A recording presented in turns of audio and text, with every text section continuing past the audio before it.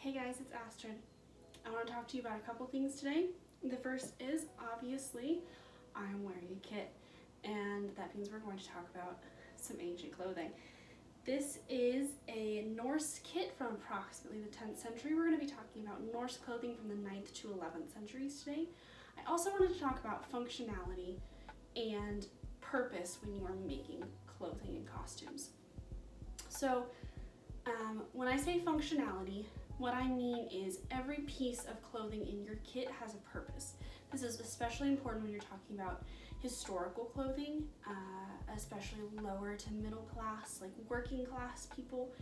Every piece of clothing in that costume, in that kit, has a purpose, and we're going to talk about that when I tell you about all of these pieces of clothing.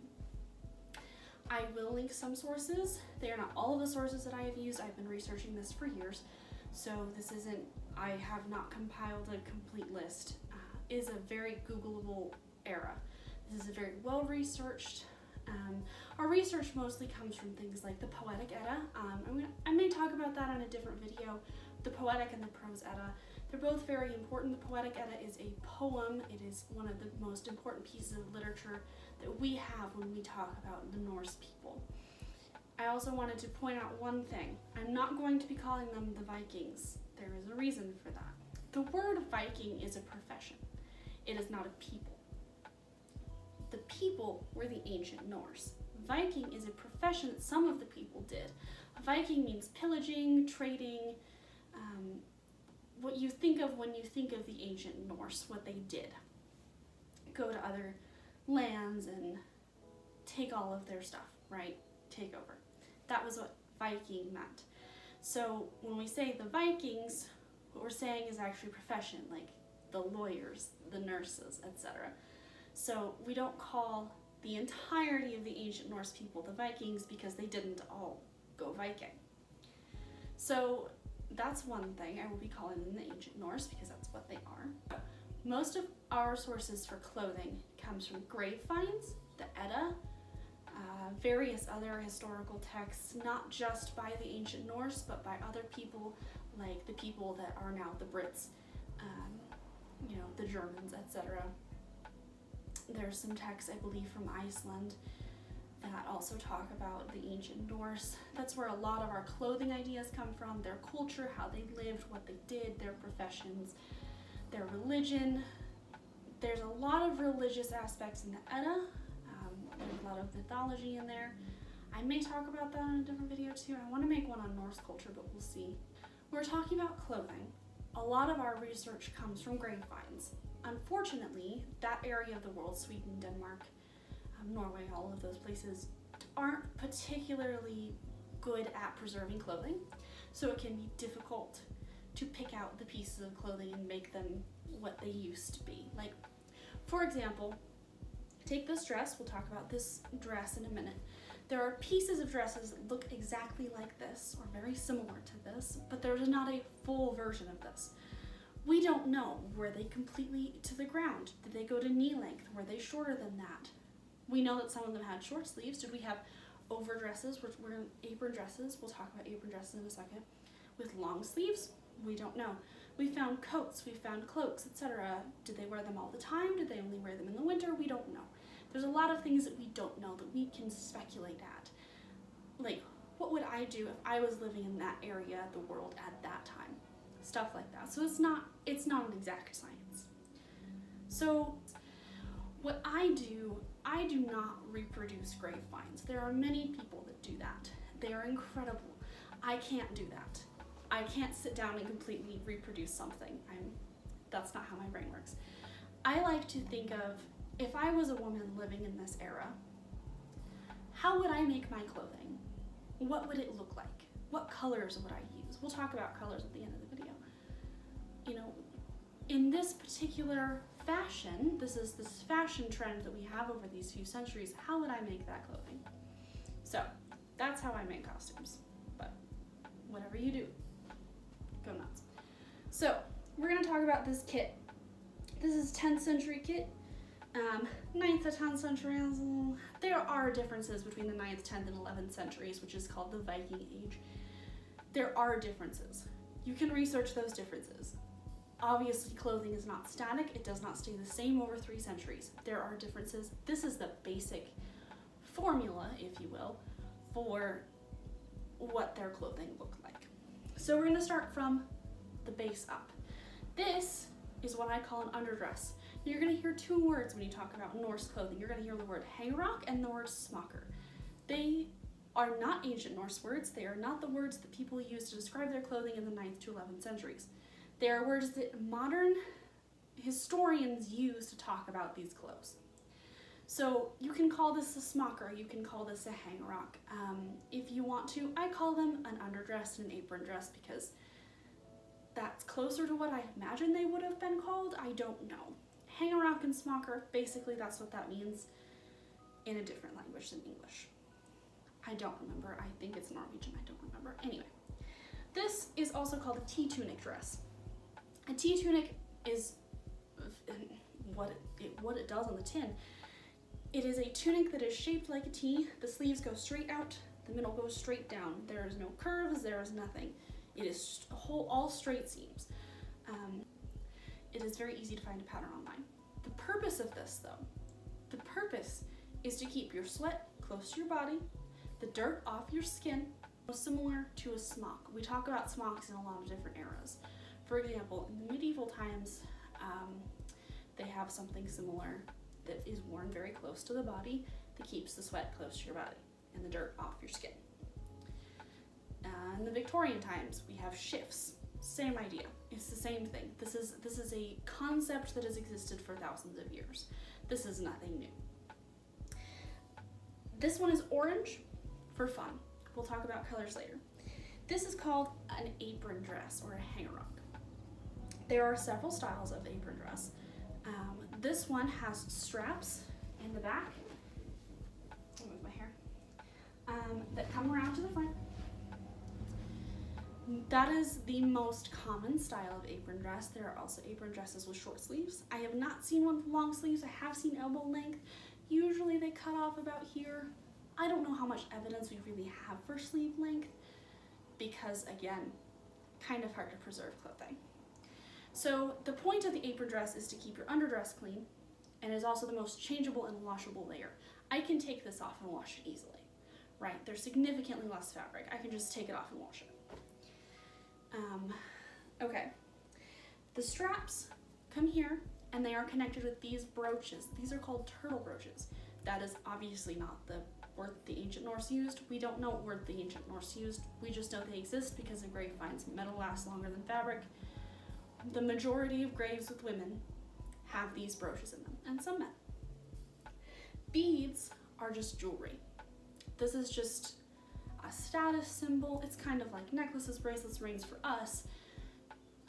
Beads that connect in the front are very common. Again, very common in graves. We don't know if women wore them every day.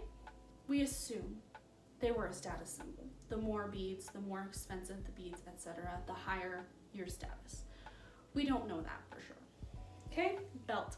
Like I said in the last video, belts and bags are extremely important. I have 2 here. I have a coin purse, which is null bound, and I have this bag, which is also null bound. I'll talk about null binding in a different video. It is an ancient form of fiber art that predates knitting. This can also hold everything you need for your everyday life. So if you imagine, let's say we're a woman named Astrid, and we're existing in around the 9th to 10th centuries in Norway. What are you gonna need? Well, you're probably gonna be farming, you're probably gonna be taking care of children, you're gonna be taking care of finances, etc. So you're gonna need a knife, you're gonna need scissors, you're gonna need a needle case. All of that stuff can go on your belt. I don't have historical or even historical looking items like that yet. We're working on it, okay? This on my head is a Jorvik hood. Jorvik is a place that does not exist anymore, where in a grave a hood like this was found. There are many ways to wear this hood. It can, you can tie it in the front so it drapes over your shoulders. You can tie it in the back like this. You can even flip it up and tie it so that the knot ends up here. Head coverings, we have strong evidence for. We have art, we have the Edda, we have all kinds of stuff that describe women in the Viking Age as wearing head coverings. We don't know what the purpose of those head coverings were, besides the logical purpose of keeping your hair clean, they may have indicated, like in many cultures, that the woman was married. They may have indicated some sort of religious status. We don't know. But we do know that they were very common. There's also long rectangular ones that were tied in knots. Hairstyles were commonly braided, very intricate, elaborate braids. Anything that keeps your hair off your face, because obviously if you're working, you don't want your hair in your face. Okay? Now we're going to talk about shoes. So I have turn shoes, wool socks, and I have leather straps instead of leg wraps. Turn shoes are a contemporary thing to the Viking Age. What that means is this. In the old times, shoes were made by essentially sandwiching pieces of leather together, stitching around the edge. The seam was on the outside. When you were walking, the seam would be facing out away from your foot. Turn shoes are the opposite, so the seam is on the inside. It faces in towards your foot. This is a very Norse thing, okay? Obviously, this paved the way for medieval shoes and other kinds of shoes that are made the same way, but this is a pretty new thing in the Viking Age. These are shoes that I made myself. They are historically accurate to a point. I didn't use a pattern for them, I just kind of made it up. They tie, if I can balance here, they tie right here. I've seen toggles, I've seen buttons, I've seen ties, I've seen laces, I've seen all kinds of things. I like the ties, they're my favorite. These are wool socks. They are very loose. They are not like modern socks. They're like gloves for your feet, basically. Generally, you would want to use a lightweight wool that would both keep you cool and keep you warm. Wool is a very functional fabric, is water resistant to a point, so that's very helpful for socks and stuff like that. Leg wraps are another thing. I don't have leg wraps. I have these leather straps holding my socks up. Generally, you would use strips of wool and you would wrap them around and tie them. My fiance has a Viking kit that I made him, a Norse kit, that has leg wraps for his socks, or for his pants too.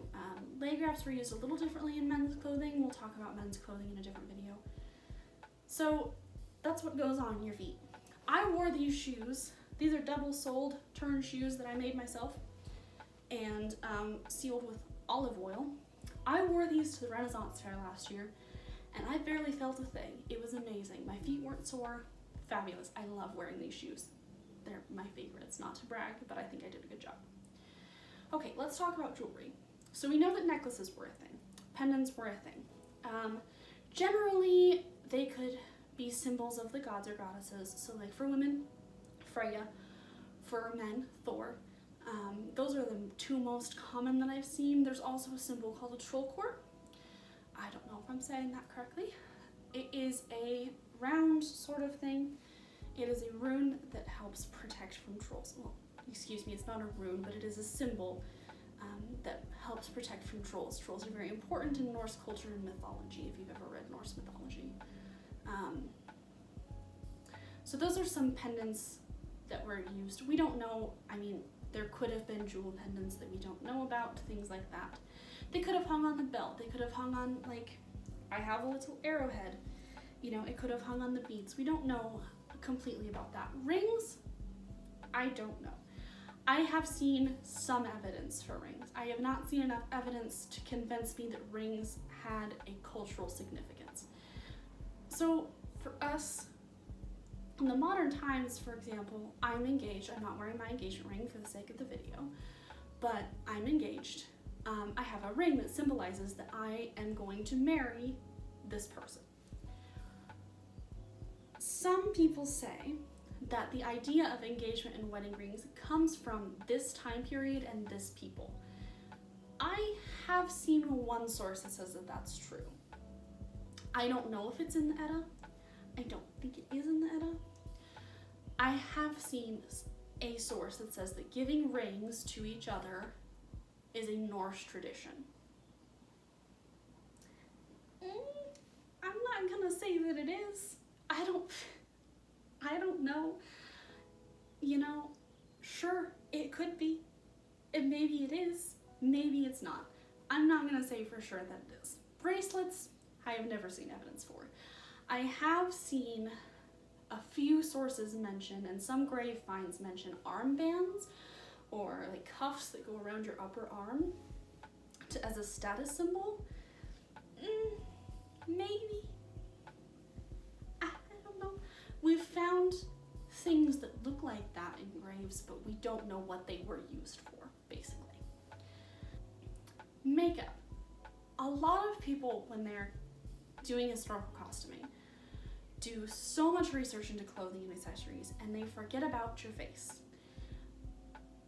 Changing the color of your face is a thing that has existed for thousands of years. Makeup as we know it now is not new. It is not new at all. In the Viking Age, what I have seen evidence for is kohl, which is essentially eyeliner. We know that they used paint on their faces when they went Viking. For women, I have seen kohl, evidence for that. I've not really seen evidence for any other kind of makeup or anything else. So I could be wearing eyeliner. I could not be wearing it. I don't know. I think there's historical sources that say that women had put on eyeliner, something similar to mascara, that was essentially just like kohl. But I don't know anything beyond that. Okay, so we're going to talk about color. Another mistake that people make, maybe this isn't as true based off of video games and movies that have been released recently about the Viking Age. God of War Ragnarok. Color in clothing is very, very, very important when you are considering historical costuming. And you're thinking, but Astrid, you're wearing orange. Yes, I am. Do you know why? They had an orange dye. They had a red dye. They had a pink, blue, green, yellow, everything. I have seen some purple. Very little, but I have seen some purple dye mentioned in sources. They did not wear neutral earth tones like everybody thinks that they did. They had the ability to make beautiful dyes. We have historical sources and grave finds that are in gorgeous colors, beautiful colors. There is no reason to limit your color choice when it comes to making Norse costumes, okay? Red was very popular. Blue was very popular. Blue was made with a plant called woad, and red was made with madder. Red was also made with something else I can't think of. A plant and also beetle shells. I have made yellow dye before, and I didn't even research it. I just found a plant and I was like, well, that sure looks like a plant that could make yellow dye. And my goodness, it made yellow dye. And I have a dress, an underdress, that is dyed yellow with that plant dye. So, when you talk about clothing, a lot of times, or at least this was my thought when I first started, that a person would be responsible for every step in the process of making a piece of clothing. That is not true. Clothing is a community effort, especially in historical times. Clothing is a collaboration between people.